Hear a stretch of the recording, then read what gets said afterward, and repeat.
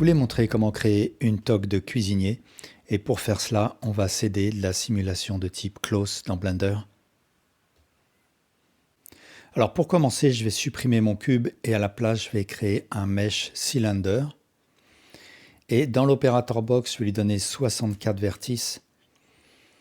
Ensuite, en mode Edit, je sélectionne le sommet et je fais un bevel, donc CTRL B. Et avec le plus ou moins du pavé numérique ou bien avec la molette, j'augmente ou je réduis la quantité de segments. Donc je vais mettre 6 segments.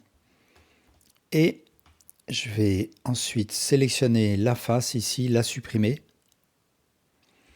Et à la place, je vais faire un CTRL F Grid Fill, ce qui va donner une topologie plus adaptée à ce que je voudrais faire par ensuite. Je vais supprimer la face d'en bas et tirer cet edge loop vers le bas. Et avec CTRL R, je vais créer une suite d'edge loop. Donc là, de la même manière, avec le plus ou moins du pavé numérique, ou bien avec la molette, j'augmente ou je réduis la quantité d'edge loop. Et je fais en sorte que ce soit à peu près des carrés.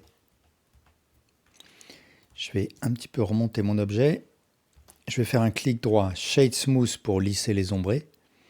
Et je vais créer un second cylindre. Je vais lui donner 32 vertices. Et Cap Fill Type, je vais mettre Nothing.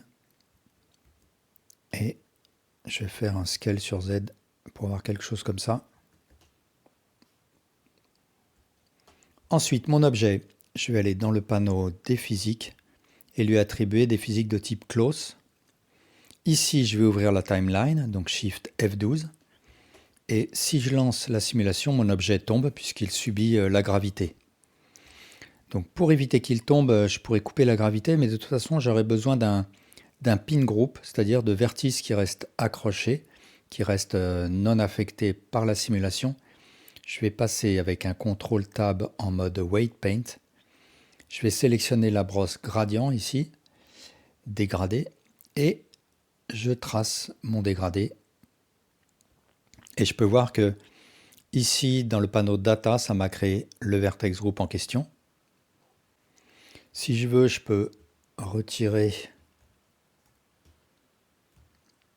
complètement en mettant la valeur weight à 0. Et ça me permet de corriger si je veux.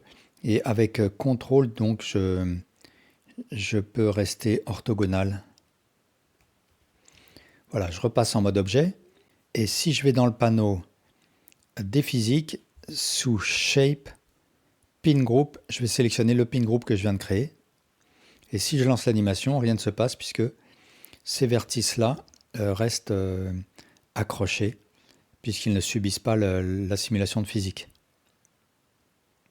Alors pour ce qui est de cet anneau, je vais lui attribuer une simulation de type collision de manière à ce qu'il interagisse avec mon vêtement. Et je vais créer deux images clés. Je vais resserrer mon anneau, donc je presse I pour créer une première image clé.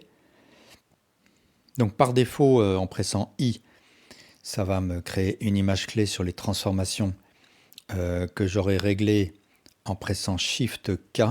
Donc là, par défaut, ça va être Location Rotation Scale et ça me convient. Ensuite, j'avance un petit peu dans la timeline et je fais un S Shift Z pour presser mon anneau comme ça.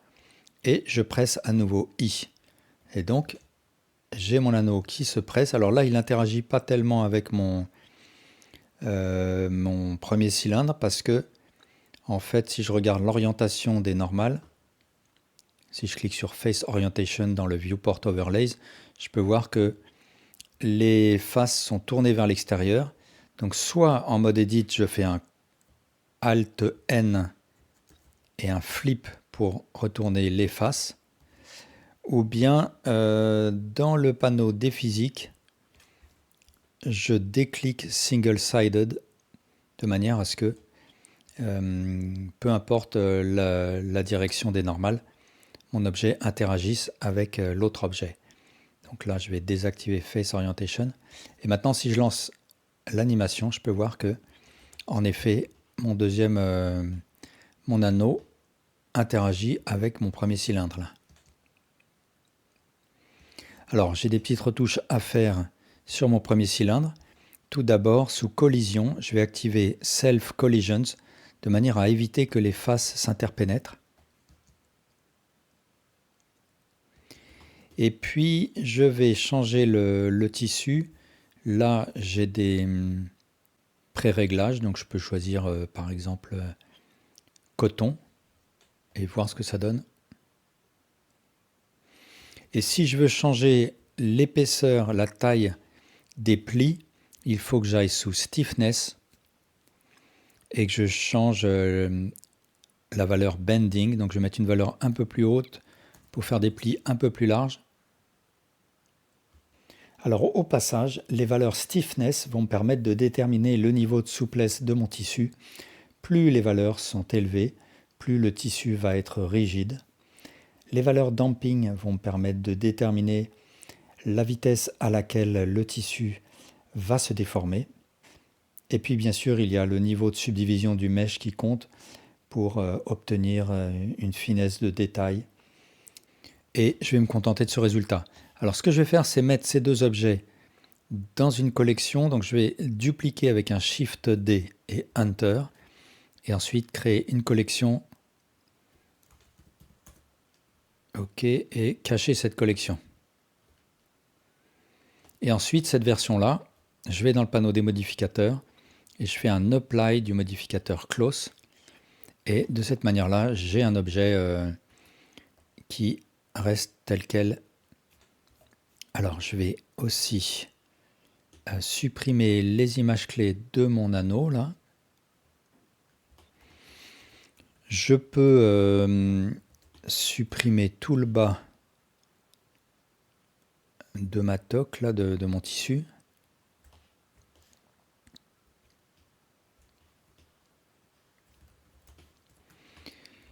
Je vais relever un petit peu mon anneau, comme ça.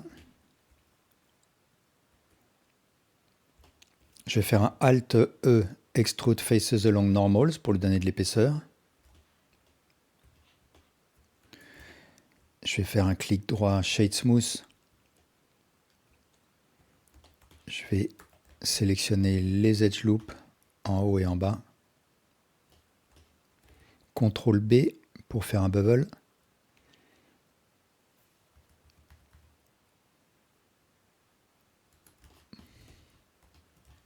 Je vais aussi sélectionner un Edge Loop là et puis faire un Scale. Je vais activer l'option Proportional Editing. Et je vais le faire un peu plus haut, ici. Et ici, je vais un petit peu gonfler comme ça. Et ensuite, je vais passer en mode Sculpt. Et je vais un petit peu arranger mon objet. Donc là, avec F, j'augmente la taille de la brosse. Je vais sélectionner la première brosse. Avec Shift F, je change sa force. Et donc, je peux créer des bosses. Donc, l'inverse, c'est CTRL et clic gauche pour créer des creux. Et puis, Shift, clic gauche si je veux avoir accès directement à la brosse Smooth pour adoucir les formes. Et puis, si je veux créer des creux ou bien les prononcer davantage, je choisis la brosse Crease par exemple. Hein.